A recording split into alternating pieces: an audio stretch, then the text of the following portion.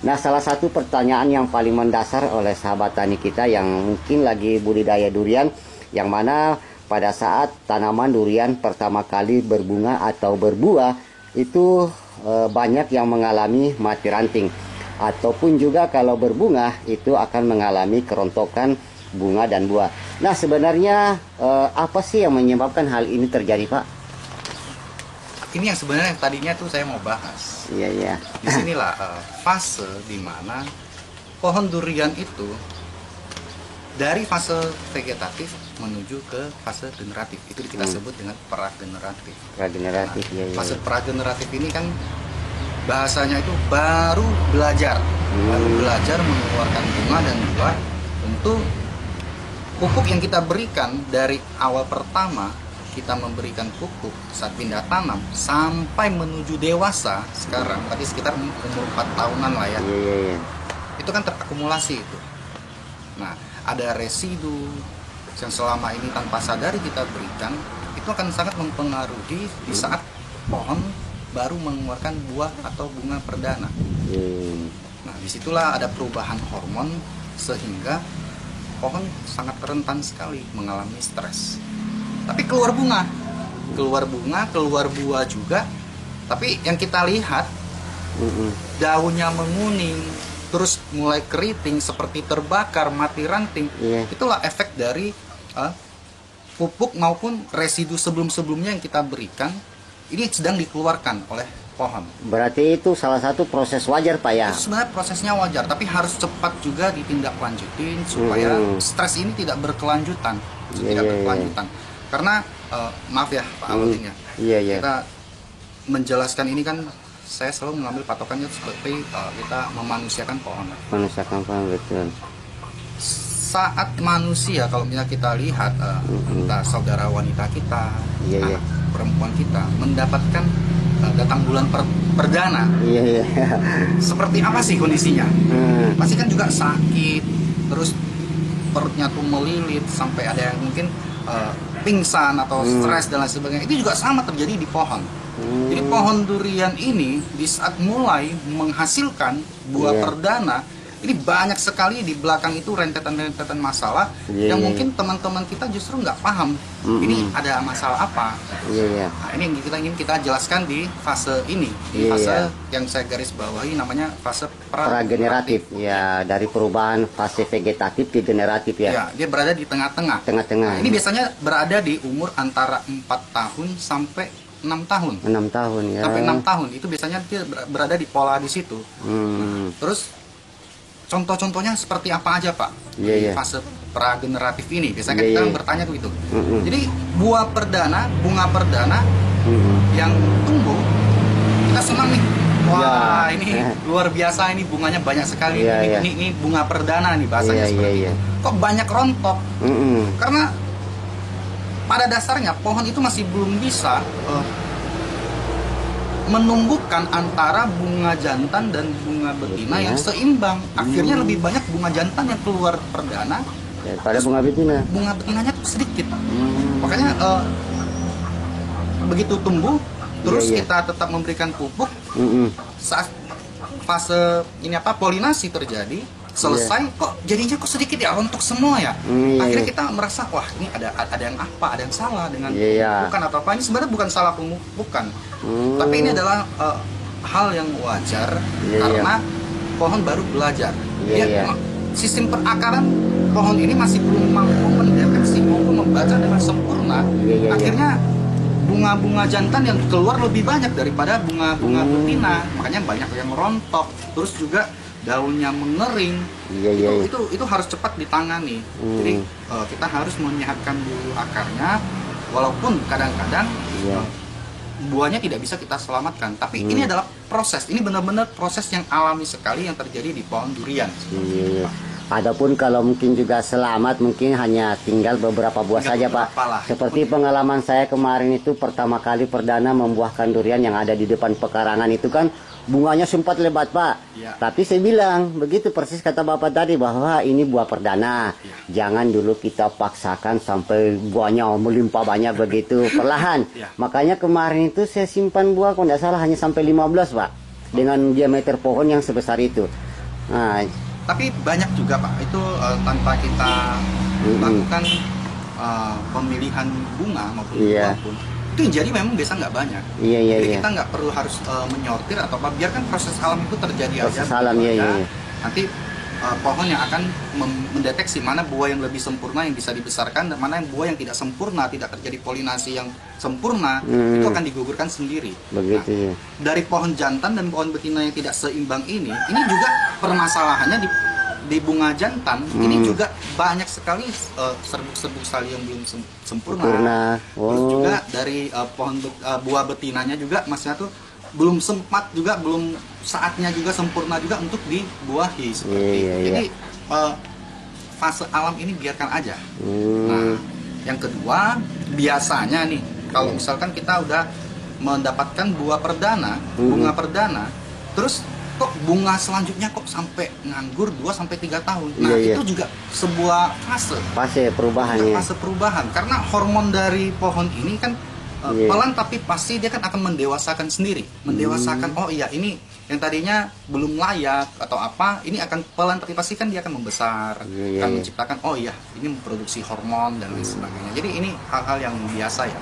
Nah, ini kan bagi pemula kita, sahabat pencinta tanaman durian, kalau yang namanya bunga itu kan kadang sudah 7 keliling Pak mencari bahan pupuk. Nah, di sini kan kita bahas masalah nutrisi. Sebenarnya pada saat fase-fase pertama tanaman durian atau perdana tanaman durian ini berbunga, unsur yang paling sebenarnya yang dibutuhkan tanaman pada fase itu unsur apa Kak yang sebenarnya dibutuhkan? Kalau kita lihat, yang saya juga sering dapat masukan dari teman-teman ya, mereka melakukan pembenaran sendiri kalau mereka membutuhkan kalsium, dan saya itu meralat itu, saya nggak membutuhkan kalsium, justru yang dibutuhkan itu adalah kalium dan fosfor. Oh, kalium dan fosfor ya. Jadi saya di video saya sebelumnya saya pernah menjelaskan begini, untuk menciptakan buah, pohon membutuhkan rasio P-nya itu 2, K-nya 1. K-nya 1. Terus kalau untuk menciptakan aroma, dia membutuhkan unsur K-nya itu 2, P-nya 1. Jadi P dan K ini, fosfor dan kalium ini akan berpadu dibutuhkan sesuai dengan fasenya. Membutuhkan buah, bunga, terus aroma dan cita rasa itu membutuhkan fase yang seperti itu. Tapi kalau kalsium itu saya pikir enggak terlalu dibutuhkan malahan. Itu kan sebenarnya kan kalau misalnya kita membahas tentang kalsium. Kalau kalsium itu kan berarti kan CaCO3 ya. Iya. Itu kan terbuat dari pembakaran dan saya pikir itu hanya berfungsi untuk menaikkan pH tanah aja. Tapi yang dibutuhkan untuk menciptakan aroma dan cita rasa itu justru magnesium. Nah, itu adalah membantu. Tapi unsur K-nya, kalium itu yang paling dominan sebenarnya. Kalau unsur hara mikronya ya termasuk boron. Terus juga termasuk tadi magnesium. Hanya untuk melengkapi aroma dan cita rasa itu. Tapi kalau untuk manis, untuk subur, untuk tidak rontok, kalium bukan kalsium. Mungkin ada teman kita mungkin tidak bisa masih belum mampu membedakan antara kalsium dan kalium. Memang masih dekat-dekat sih, sama-sama lawan K gitu kan. Tapi fungsinya beda. Betul. Ya, oke Pak, ya kan ini juga banyak sahabat-sahabat tani kita yang bertanya pada saat pembungaan. Kita cerita lagi masalah pembungaan perdana ini Pak. Sebenarnya waktu berapa sih aplikasi idealnya untuk kita melakukan perawatan, terutama pemberian nutrisi di sini Pak? Yang tepatnya itu kira-kira bagaimana sebelum generatif, setelah juga generatifnya itu? Kalau untuk pupuk ya sebenarnya ya. Pohon itu kan kita berikan itu kan sesuai dengan kebutuhannya. Nah, kalau kita sekarang ini kalau untuk teman-teman kita menggunakan kimia, mereka kan memberikan pupuk NPK. Dengan konsentrasi yang sebanding sama, imbang ya gitu ya.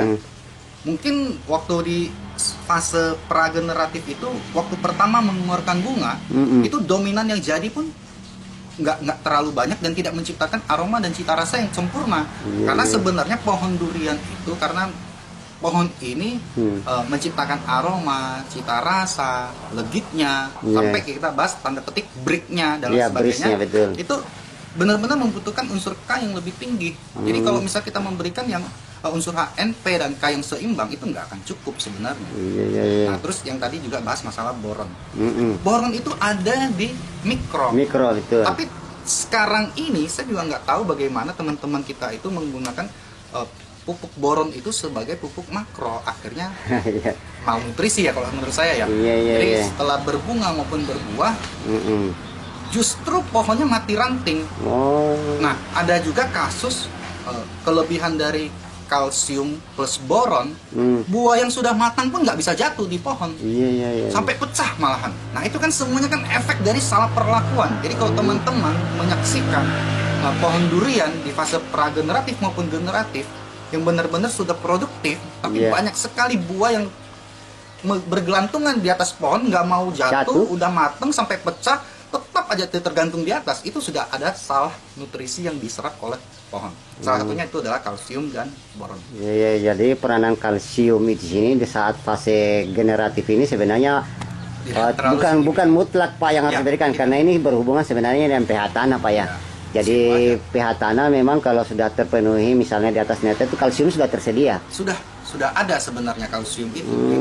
Saya rasa juga kalau misalnya untuk pupuk yang untuk POC yang beredar di Indonesia itu pasti sudah ada kandungan kalsiumnya.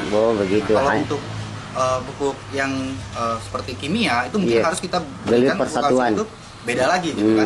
Kita memberikan dolomit atau apa gitu. Tapi itu nggak terlalu dibutuhkan lah. Kan memang petani kita itu Pak rata-rata kan hanya melihat salah satu kemasan ini kandungannya hanya ini, padahal tidak mungkin mau dilampirkan semua seperti kayak pupuk Bapak yang ada lainnya itu kan ada yang mengandung bakteri, tidak mungkin bakterinya mau dilampirkan juga namanya di situ, tidak mungkin kan Pak. Tapi nantilah edukasi kita ini kan tetap berlanjut. Semoga doakan kita semua berumur panjang. Saya akan menampilkan beberapa jenis pupuk yang sebenarnya menjebak, cuman sesi kita masih panjang. Sabar-sabar aja dulu. Kita juga sangat sibuk, juga Pak Aludin juga masih cepat dalam arti kan saya ini uraikan.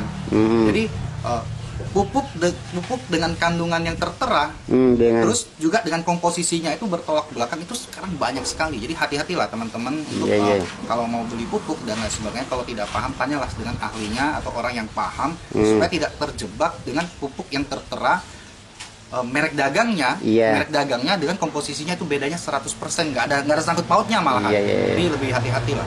Nanti masalah insya Allah sahabat tani semua, masalah nutrisi atau bahan-bahan pupuk ini nanti kita uraikan di lain waktu, karena ini kita menjawab pertanyaan dari sahabat tani semua, terutama pencinta tanaman durian yang baru mungkin pertama kali duriannya berbunga atau berbuah. Ya, inilah pertanyaan yang jawaban yang bisa kami berikan. Kalau ada masalah misalnya tanamannya mengalami gejala mati ranting, kemudian daun kuning, nah itu tadi sudah dijelaskan bahwa itu adalah pengaruh dari perubahan hormon. Jadi jangan putus asa, tetap terus merawat. Intinya sesuai dengan SOP-nya, kita merawat tanaman itu seperti kita merawat manusia Pak ya. Ya betul. Jadi jangan berkecil hati kalau misalnya mengalami hal yang tadi saya sebutkan. Cepatlah kita obati fase-fase stresnya itu supaya tidak berlanjut berkepanjangan, justru akan membahayakan pohon itu sendiri. Jadi prageneratif ini memang sangat penting sekali untuk pembelajaran teman-teman supaya kedepannya sudah paham, sudah tahu, tidak kaget lagi. Penanganan pertama di fase seperti ini apa yang harus dilakukan? Baik sahabat tani semua, karena ini mungkin durasinya agak sedikit panjang, jadi nanti kita akan bahas di lain waktu. Nah, untuk informasi lebih lanjut buat sahabat tani yang mungkin ingin tanya-tanya langsung dengan kami, bisa hubungi call center kami yang ada di bawah ini. Nah, sampai jumpa pada informasi berikutnya. Demikian kali ini ya. Sampai jumpa. Assalamualaikum warahmatullahi wabarakatuh. Salam pencinta tanaman durian. Selesai pertanyaan.